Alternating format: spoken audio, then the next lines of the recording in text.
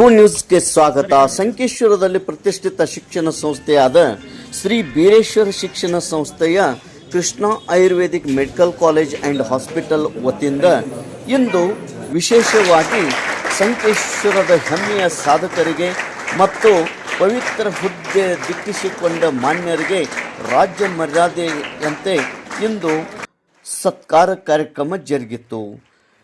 ಮೊದಲಿಗೆ ದೀಪ ಪ್ರಜ್ವಲನೆ ಹಾಗೂ ವಿದ್ಯಾರ್ಥಿನಿಯರಿಂದ ಪ್ರಾರ್ಥನೆಯೊಂದಿಗೆ ಕಾರ್ಯಕ್ರಮಕ್ಕೆ ಚಾಲನೆ ನೀಡಲಾಯಿತು. ಶ್ರೀ ಬೀರೇಶ್ವರ ಶಿಕ್ಷಣ ಸಂಸ್ಥೆಯ ಚೇರ್ಮನರಾದ ಡಾಕ್ಟರ್ ಜಯಪ್ರಕಾಶ್ ಕರಜ್ಗಿ, ನಿರ್ದೇಶಕರಾದ ಶಂಕರರಾವ್ ಹೆಗಡೆ ಮಾತನಾಡಿ ಸಾಧಕರ ಒಂದು ಸಾಧನೆ ಬಗ್ಗೆ ಅವರು ಶ್ಲಾಘನೆ ಮಾಡಿದರು.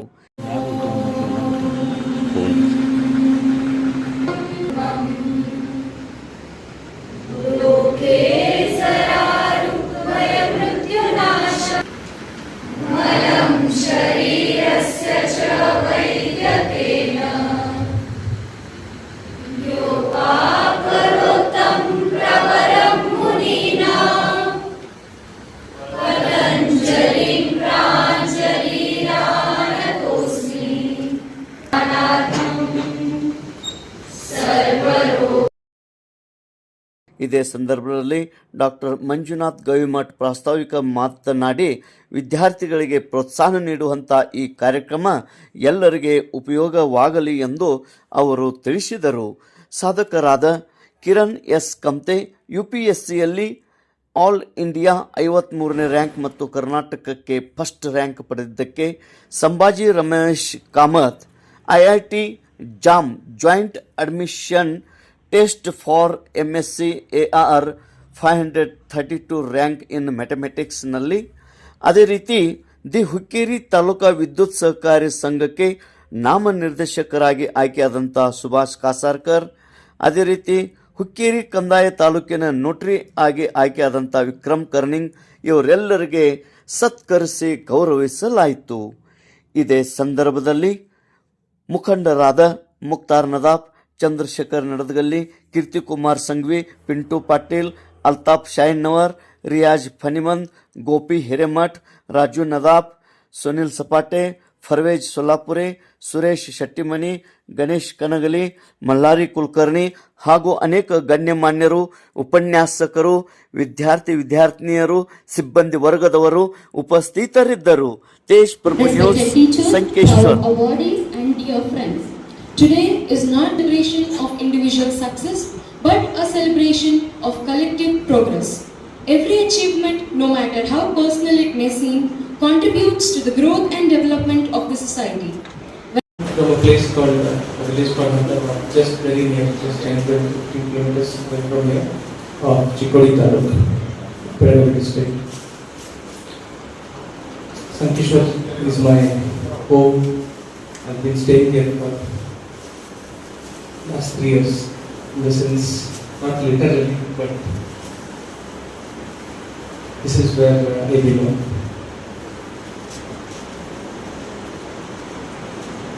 Secured all India rank 53 this year in UPSC Civil Services examination.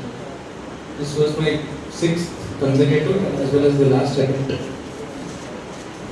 There are 6 attempts for the general category student, so this was my 6th and final attempt. So, just a brief about how I ended up with all India rank 53. All India rank 53 is just last 3 weeks. So it's an honor to meet you, sir. I'm completely speechless ಆಗಿಬಿಟ್ಟು ಇವಾಗ. So ಏನು ಹೇಳಬೇಕಂತ ಗೊತ್ತಾಗತ್ತೆ ನನಗೆ. But ನಾನು means my next aim is for UPSC. ನಾನು ಆಗ್ಬೇಕಂತ ಅನ್ಕೊಂಡಿದ್ದೆ. So ಇವಾಗ live ನೋಡತ್ತೀನಿ. So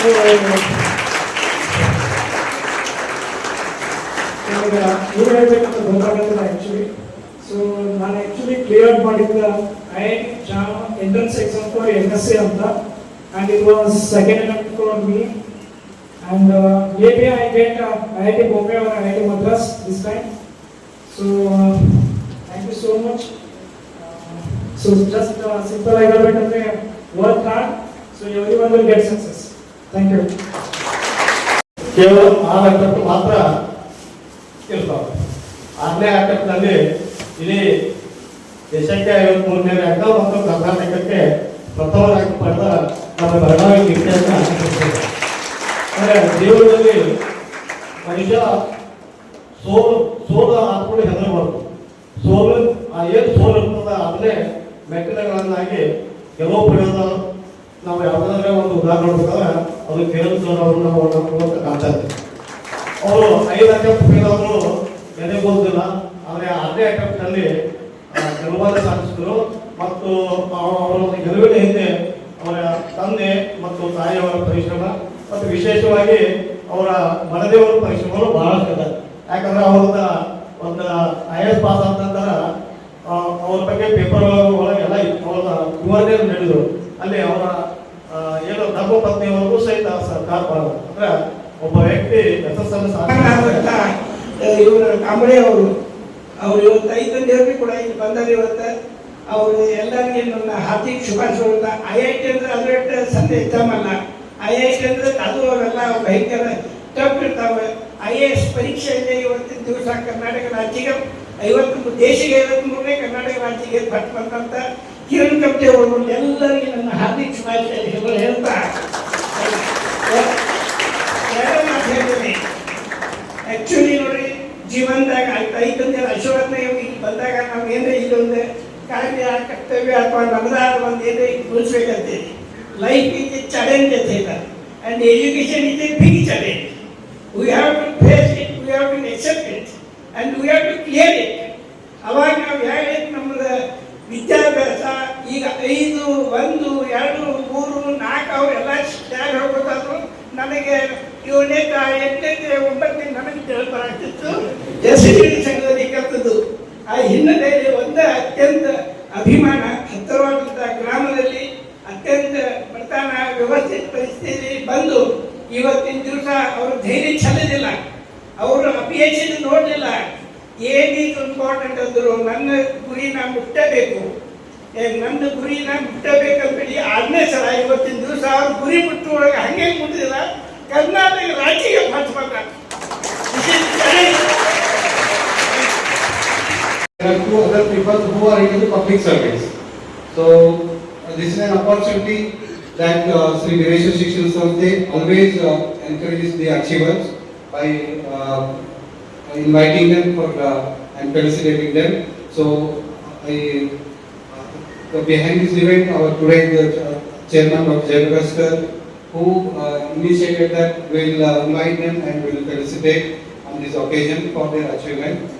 So it was truly and inspiring for all of our students that they can see the young achievers in front of you. There is no much difference. One is Sri Kiran Kamte, another is Sambhaji Kamar. So there is a matter of difference of one year. As he expressed that in future he will definitely crack the UPSC. Our wishes are there with you. So we can and sir, Sri Kiran Kamte sir, he told his journey. Because now today we are seeing their success, but the struggle was in work ಮಾಡ್ತಾನೆ ಈ ಒಂದು ಪ್ರಯತ್ನವನ್ನು ಮಾಡ್ತಾ ತಮ್ಮ ಧರ್ಮ ಪತ್ನಿಯವರಿಂದ ಸಹಕಾರವನ್ನು ತೆಗೆದುಕೊಂಡು ಇಂಥದ್ರಲ್ಲಿ ಲಾಸ್ಟ್ ಅಟೆಂಪ್ಟ್ ಆದ್ರೂ ಕೂಡ ಭಗವಾನ್ ಕೆ ಪಾಸ್ ದೇರ್ ಹೇಳಲಿಕ್ಕೆ ನಾನು ದೇರ್ ನೈ ಏ ಪಾಸ್ ಅದಕ್ಕೆ ನಮ್ಮ ಊರಿನ ಸಂತೆ ಸರ್ ಅವರು IAS ಆಫೀಸರ್ ಆಗಿ ನಮ್ಮ ಎಲ್ಲರಿಗೂ ಒಂದು ಹೆಮ್ಮೆ ತಂದು ಕೊಟ್ಟಿದ್ದಾರೆ.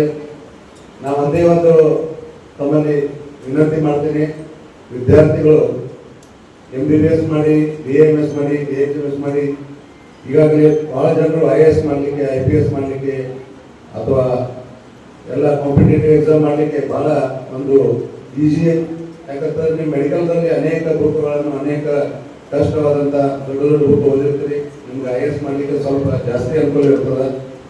ಅದಕ್ಕೆ ತಾವೆಲ್ಲರೂ ಕೂಡ IAS ಆಗಲಿಕ್ಕೆ ಅಥವಾ ಅವರು ಇಟ್ಟಂಥ ಹೆಜ್ಜೆಗಳ ಮೇಲೆ ನಾವು ನಡೀಲಿಕ್ಕೆ ಪ್ರಯತ್ನ ಮಾಡೋಣ ಅಂತ ಹೇಳ್ತಾ, ನಮಗೆ IAS ಮಾಡಬೇಕಾದ್ರೆ ಕೆಲವು ಏಜ್ ಲಿಮಿಟ್ ಇರ್ತದೆ. ಜನರಲ್ದವ್ರಿಗೆ ಇದು IAS 21 as per my knowledge 21ರಿಂದ 32 ವರ್ಷ ತನಕ ನಿಮ್ಮ ಏಜ್ ಲಿಮಿಟ್ ಇರ್ತದೆ. 21 to 32 age for general students. For OBC it is 35, up to 35 we can achieve, and for SC/ST it is up to 37 age limit is there. So all of you struggle for that and you keep your goal.